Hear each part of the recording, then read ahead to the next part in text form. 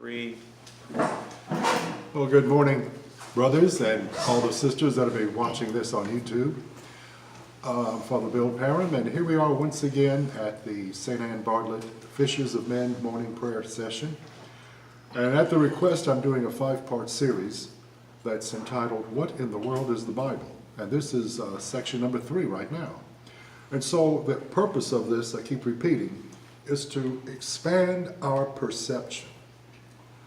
To expand our perception, our attitude, and our approach to sacred scripture.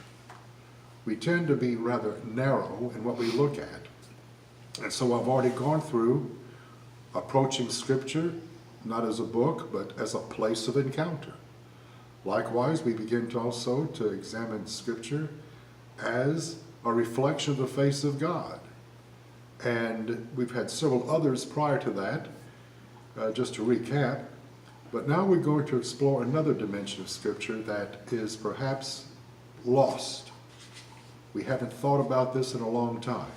And again, these are presentations not of anything new, but rather these are understandings and perception that Jesus had, that the apostles would have been familiar with. So now we're going to look at the Bible in terms of creation. That's right, creation.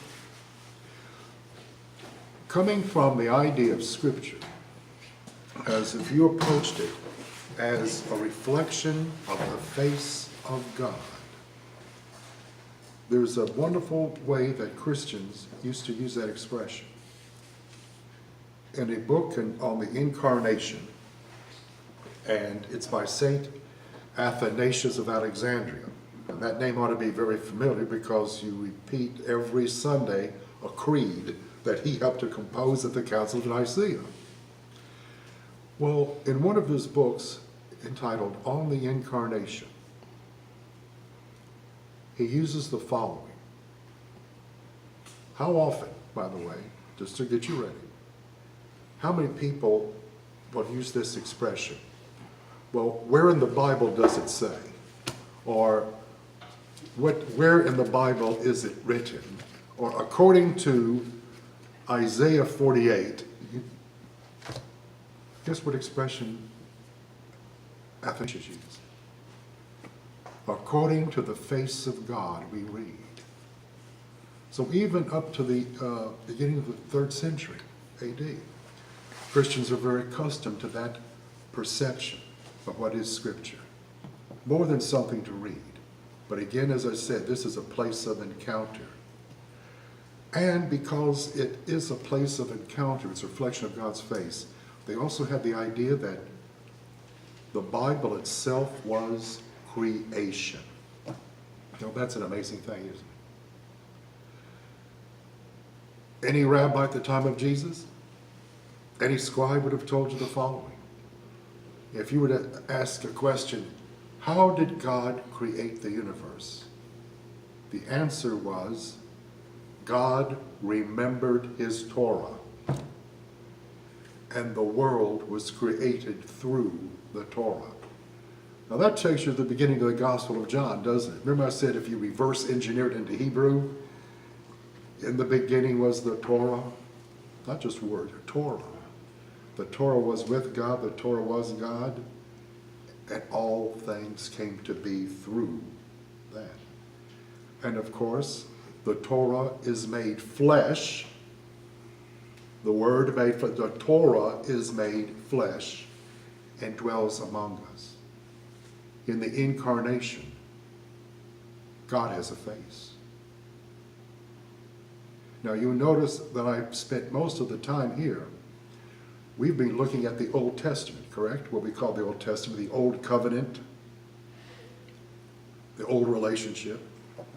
Well, the reason why is that it has become, after almost 2,000 years, it's become very difficult for us in our time to re-access what the apostles thought.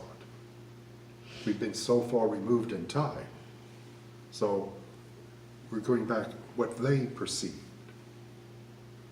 Remember, what was St. Peter reading? Before there was a Matthew, Mark, Luke, or John, right? And so, looking at Scripture now as creation. They had, what I brought with me is what is known as the stone edition of the Torah. I'm going to hold it up here. Okay, if you can get that off the camera. Yep. Okay, it's there, right? Yeah, move just a little closer to the camera. A little closer to the camera. Here we go. Perfect. Now, All right. this has been a gift to me, and about 10 years ago, or 9 years ago. And this is the standard edition that would be with any of our sisters and brothers who are the Orthodox Jews. And what it contains is the text of the Torah, first 5 books in Hebrew. Then in a small column on the other side, it has the text in Aramaic, not in Hebrew, but Aramaic. That would be the text from which Jesus would have read at a synagogue, because Aramaic is the common language. The Hebrew, it's almost like the difference between going from Latin to Italian. Most people would speak Italian, but maybe they could figure out the Latin also. And then it also has footnotes here explaining expressions, as well as commentaries by some of the famous rabbis. I mean, and when I say like Moses, Maimonides, Rabbi Akiva, who was a contemporary of St. Paul. And here we go. Let me just show you a section up here just so you can see what I'm talking about. And and mercifully, it has the English translation on the other page. So, Brian, can you hold that up for them so they can kind of see that? Just to get an idea. All right. Now, in the introduction that's here, the following is stated. God, too, created the world from a plan and for a purpose. Now, if you go to Ephesians chapter 1, you'll hear St. Paul talk about Jesus Christ, the fulfillment of God's plan. The Word, the Torah, is made flesh. And so here, and this idea that I'm reading to you, this comes back from the time of Jesus and before. This is the approach.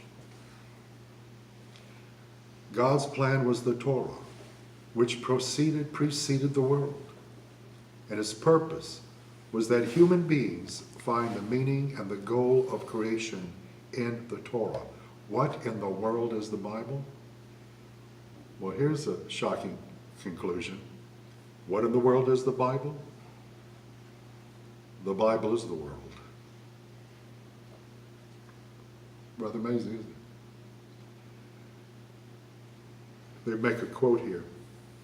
God looked into the Torah and created the world, and he designed the universe to make it possible for human beings to carry out the commandments. Now, there's an old story that they repeat here. Remember, the Torah on earth is a reflection of God's Torah in heaven. It'd be the difference between a blueprint and the real building. And so, there was a theological story that was told that when Moses is on Mount Sinai, God's going to give Moses the Torah, the covenant, and it says that the angels did not want human beings to have the Torah. So Moses had to have an argument in front of God against the angels. And the answer was that he gave to God is that the Torah can only be fulfilled only on earth.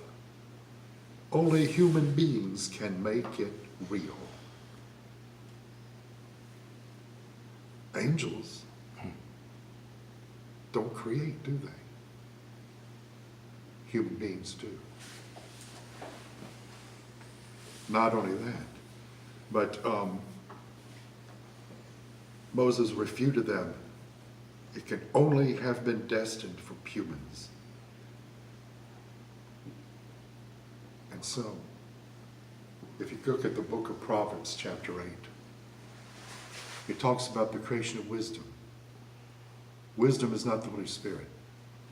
Wisdom is actually the Son of God. Now let's go back to that idea of being creative.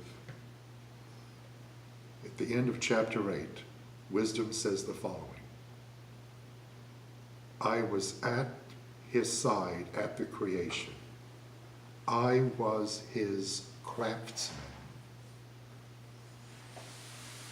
Craftsman. Carpenter. What was the Son of God's day job, right, on earth? It makes sense. Now it makes sense, yes. What would God do? He would be a carpenter to create. Everything about the Torah is about life. And there's two things I want to go with here when we have time. At the time of Jesus, there was a famous Jewish philosopher and teacher in Alexandria, Egypt, Philo-Judaeus of Alexandria. He writes a book, I happen to have a copy of it, and it's entitled The Life of Moses. And in it, if you go to the last chapter of Exodus, chapter 40, it'll talk about Moses himself set up the temple. All the parts have been laid out, and Moses puts everything together. Remember, the temple, before Solomon built the temple, it had to travel with Israel in the desert. And Philo-Judaeus pointed out that Moses putting up the temple imitated the 6 days of creation.